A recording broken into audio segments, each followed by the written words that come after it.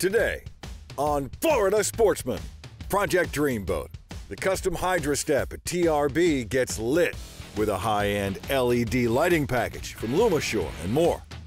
We take a ride with Mike and Debbie of Wildfire Marine on their personal passion project, a hand-built racing catamaran. FS Boating editor George Labonte checks out a very custom skiff built by Reeve Abraven. And Dale at TRB launches the faux wood Hydra Step project. All coming up on Florida Sportsman Project Dreamboat. Join us as we follow one-off builds to all-out restorations in Stuart, Florida's Dreamboat District, home to some of the best custom boat builders in the world. From modest to over-the-top, industry experts from the district's premier facilities show how it's done. Fiberglass repair, custom paintwork, engine rigging, electronics installations, and more. And boating editor George Labonte shares the stories of boaters who have already turned their dreams into reality. This is Florida Sportsman Project Dreamboat. So over at Two Rivers Boatworks, we've been really busy with our wooden Hydra Step project. This is a carbon fiber boat that I am making look like a wooden boat. And I had never done a faux technique before I started this boat. And as the boat progressed, I did the hatches and then I started on the sides of the boat, and every step along the way, the boat began to look more and more like one of these old wooden boats. It's come to crunch time. I've had to put a deadline on when we want to get the boat done. And we have the guys at work. I've been working really hard to get it done.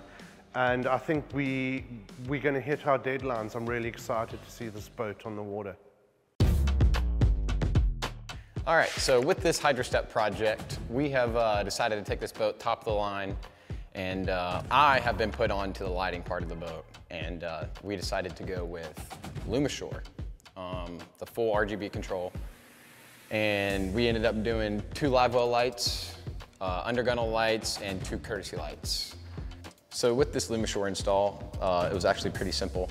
For the live well lights and the courtesy lights, you take your right size hole saw, punch your holes, a little silicone, and you're good, they're in.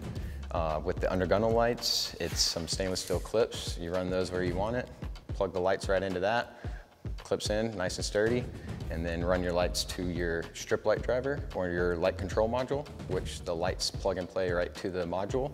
They both send power and information to the lights for full RGB control.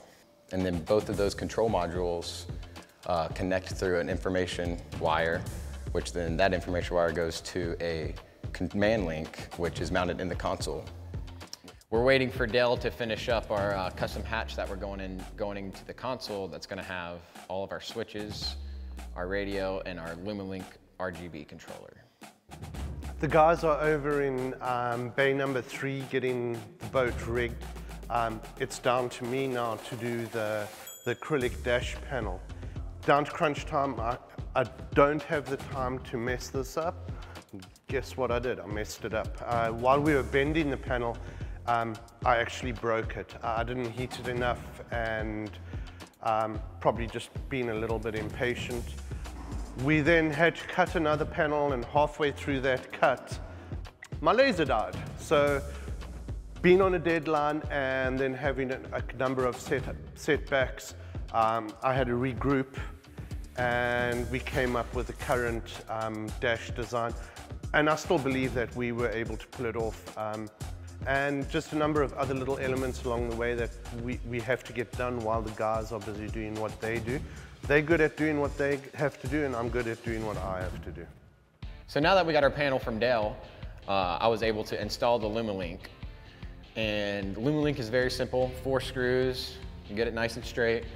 And Ethernet cable goes right from the back of the Luma Link right into the command center, and controls up, good to go. You're ready to get your lights ready to play. So one of the things I really wanted to do with this boat is I wanted a black rub rail with a chrome insert. And Taco have a new rub rail system called Superflex, which they send you the actual rub rail, and they have this new chrome insert, which is really easy and took about 15 minutes to put in. And it's really a great way to do a quick transformation to a boat. With this whole boat coming together and all the little details falling into place, I'm really looking forward to pulling it out of the bay, getting it in the sunshine, and getting it down to the water and putting it on the water and see how beautiful it is with all the light reflecting off of it. When we come back, George Labonte joins Dreamboat owner Reeve Abraven aboard his custom-built skiff in this week's One Man's Dreamboat segment. This segment brought to you by Two Rivers Boat Works. Exceptional design, quality, and craftsmanship. At Two Rivers Boat Works, we turn dreams into reality, one boat at a time. Specializing in the installation of the industry's leading audio, electronics, and LED lighting systems, to the custom design and fabrication of dash panels, foam decking, upholstery, and more. Our experienced technicians are certified to service Mercury, Yamaha, and Suzuki outboards. New boat envy? Our line of custom performance skiffs can be tailored to meet your unique boating needs. Visit our facility in Stuart, Florida, and turn your boating dreams into reality. Welcome back to Florida Sportsman Project Dreamboat. Join us for this week's One Man's Dreamboat segment with Florida Sportsman boating editor George Labonte as we feature anglers who have already launched their dream. Florida Sportsman began these features 30 years ago, and the dreams just keep getting better. Most of the boats that we see on these One Man's Dreamboat segments are existing production models that somebody's taken and done some level of restoration to it because it's a tried and true design. On very rare occasions, we're fortunate enough to see one-off builds which are a completely unique, one-of-a-kind boat built from the hull up, and we get to watch the boat start to finish turn into something like nobody's ever seen. And that's exactly the case today. Today, we're joined by Reeve Abraven of Gainesville, Florida, in our home waters of Stuart.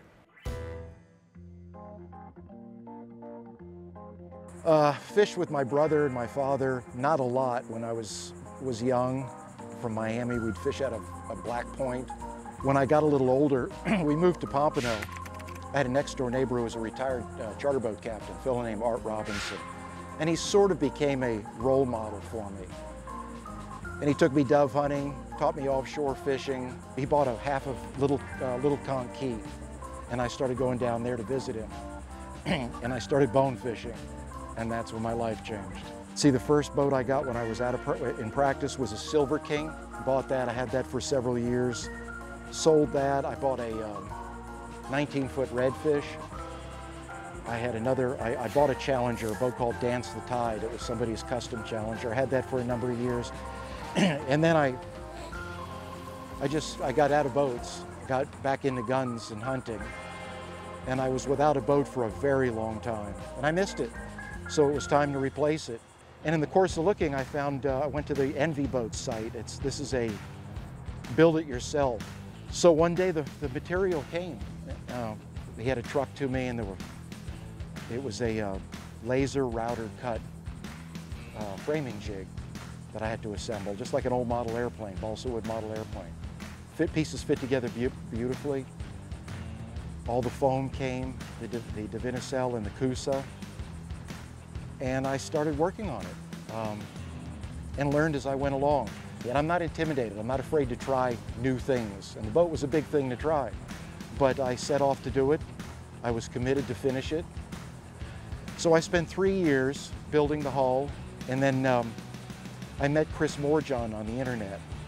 And I did a favor for him, and he said, what can I do to repay you? And I said, it's not necessary. He said, I'll tell you what, I'll come up there and I'll build the deck for your boat.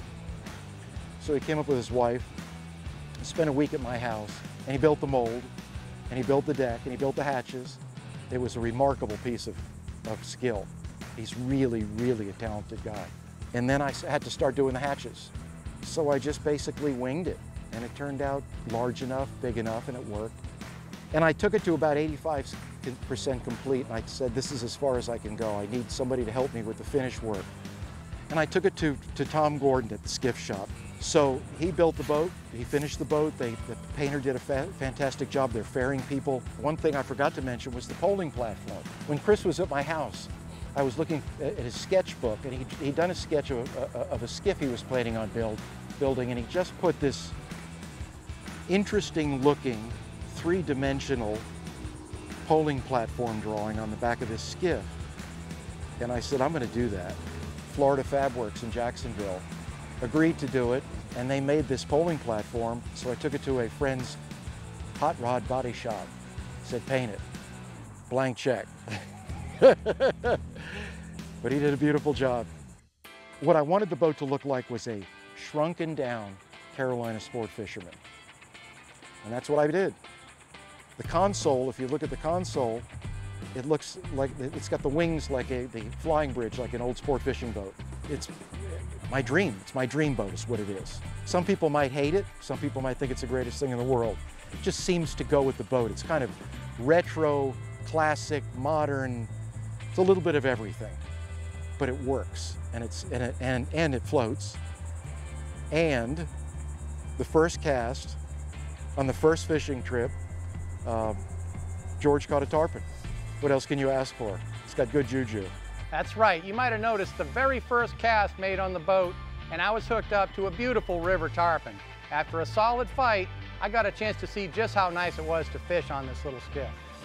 I was extremely impressed with the functionality of this little skiff and the aesthetics, and I'm sure Reeve is going to get many years of enjoyment out of this beautiful boat. After purchasing building materials, outboard power, electronics, and other various components, the cost of Reeve's Dreamboat comes to a total of approximately $75,000. When we return, we join Mike and Debbie of Wildfire on their one-off racing catamaran. This segment brought to you by Birdsall Marine Design. Quality marine accessories built to stand the test of time. Birdsall Marine Design has been a leader in aftermarket and custom boating accessories for over 35 years. Based in West Palm Beach, our facility specializes in the manufacturing of custom T-tops, leaning posts, consoles, rod holders, marine canvas and upholstery products, and a wide variety of anodized aluminum hardware. Come visit our spacious West Palm Beach facility anytime, or visit us on the web at birdsallmarine.com to learn more about our most innovative products. Welcome back to Florida Sportsman Project Dreamboat. Join us as we take a ride with Mike and Debbie of Wildfire Marine on their personal passion project, a hand-built racing catamaran. Here at Wildfire, we basically do boat restorations, and the name Wildfire came about by accident. I bought a race boat that I had raced with another friend of mine. It was called Wild Bill's Express, and the boat caught fire during a race, and so he was going to sell it. So I bought the boat, and after restoring it, I was trying to come up with a name for the boat, and the girl I happened to be going out with at the time was a hardcore sailor, and she said, well, it's bad luck to change the name of a boat. And we both looked at her and said, what are you talking about? The boat just burned in the waterline. And so she kind of came up with the name and said, well, why don't you keep part of the name and call it Wildfire for a goof? And we just kept it. When I went into business, I just kept it. After racing the first 2 years with that, the 28 Checkmate that had burned, I decided I wanted to get into racing a catamaran. And at the time, I happened to see this wooden boat magazine with a race boat on the front. And it was a couple of brothers from Connecticut. They had a boat called Jesse James, which is a really famous offshore race boat. And they had one built out of wood. And I was reading a sidebar and I thought, you know, I'm a carpenter, I could do this. And so I went ahead and started building a boat. And the first one really, I mean, it ran, it did fairly well. It was a good learning process. And I always wanted to build another performance boat, not necessarily to race, but I did want to build a performance catamaran. And so that's what we decided to build. And it's a little intimidating when you back up to the shop door and you drop $5,000 worth of Okumi plywood on the floor, 1/4-inch plywood, and the stack is only about 7 inches tall. And you just drop, you know, $8,000 on material. And then a bunch of rolls of fiberglass and epoxy resin. But, you know, like my father always said, if you got to do something, just do it. And that's what I did. And as it went along, it actually started to kind of snowball. And I did it entirely with just my wife and myself, which is another great process. I mean, the hardest part was the fact that even though it's our passion, it doesn't pay the bills. We still have to do all the customer boats. And so we continued to work on customers and push this off to the side and work on it as much as we could, which is namely Saturdays, Sundays, and every other day. It was hard, you know, and I mean, we got on each other's nerves because we were working ungodly hours on weekends, but we still had to run Wildfire, so, you know, the business. Like my wife always tells people, if we built a boat and 2 houses and we're still together, evidently we did something right. He does his thing, you know, working with fiberglass and whatnots, and I like working with electric. It was both of us working it, you know, like, you know, I would throw a suggestion out and we'd look at it and it might not work that way, and then he would throw a suggestion. So, you know, it was a compromise and it really turned out fantastic. Finally, after about 8 years, we're finally at the point where we have to dial the boat in as far as engine heights and props, and that is a very tedious project. If we get above 90, I'd be happy because it's it's a garage built by 2 people. You know, this isn't a $1 million project. When I built this boat, I probably had $15,000 worth of materials in it, and the rest is all our labor. So it's more of a labor of love. We just wanted to do something. Now that Carlissa is here, I mean, it's great going out on the boat with her. She's so excited about going out. She loves the boat. At first, I thought, well, we're going to have to go really slow because it'll be scary and everything. It's not the case at all. I mean, she just loves the boat. She doesn't care if it's doing 2 or if it's doing 80. She just loves being in the boat. Pop lays down the throttles, you know, she sits down and she just enjoys. She loves the wind blowing through her curls. Overall, I mean, we're really happy with the boat, the way it turned out. I mean, we're glad we really took our time, and we're really happy the way it runs out on the water. So I really would like to build another one, all completely exposed wood. I think it'd be great. I think it'd really be an attention getter, that's for sure. When we return, Dale and the team at TRB launched the faux wood HydroStep project for the first time. This segment brought to you by Yamaha. Reliability starts here. Your time on the water is precious. You return season after season to make unforgettable memories, fight a few fish, reconnect with friends, and recenter yourself. If you count on having this time, you need an outboard you can count on to power it. That's why boaters stay with Yamaha for the long run, for life. They know reliability starts here.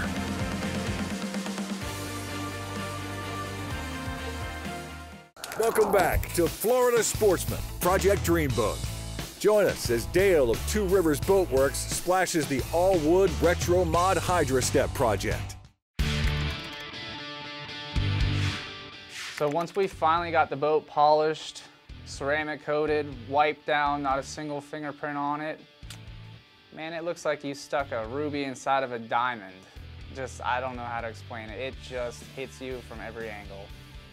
I would actually say that my favorite moment on the boat was the second that it pulled in out of the bay and into the sun.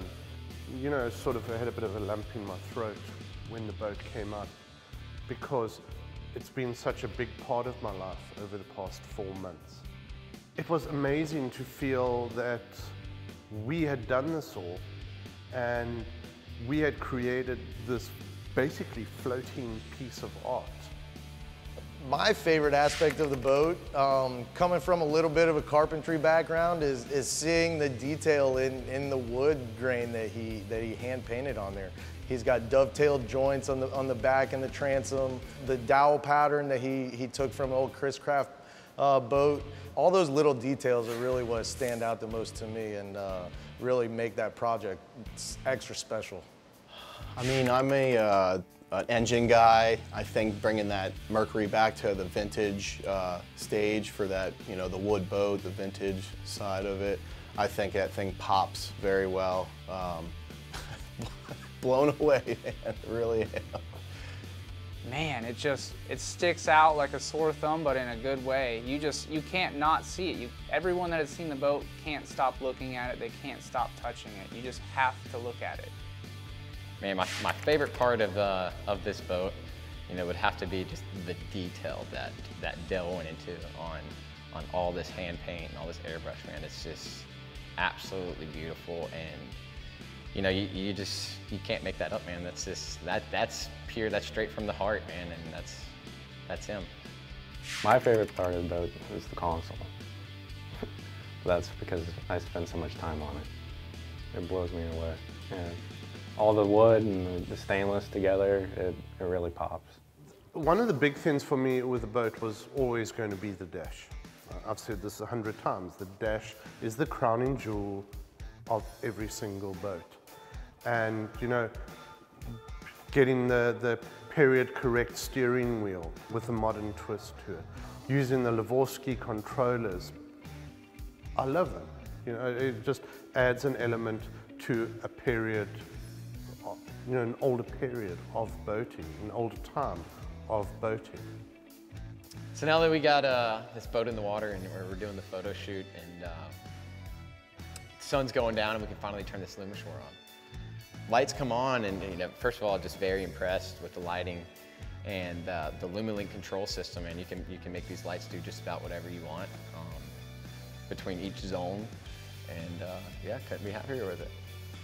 It turned out way better than I thought it would, and I'm really humbled by building this boat and by everybody who's had a lot of input into it, and the guys have taken a tremendous amount of pride in building this boat. You know, in the grand scheme of things, it may not be a big deal, but at Two Rivers Boat Works, it's a big deal.